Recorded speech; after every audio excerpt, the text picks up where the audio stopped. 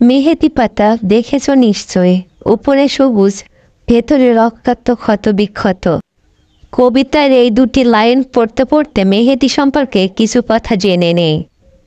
ঈদে মেহেদির রঙে হাত সাজানো খুব জনপ্রিয় একটি রীতি। এছাড়া বিয়ে, জন্মদিন সহ নানা অনুষ্ঠানে মেহেদির রঙে হাত না রাঙালে অনেকের কাছে উৎসবের পরিপূর্ণতা পায় না।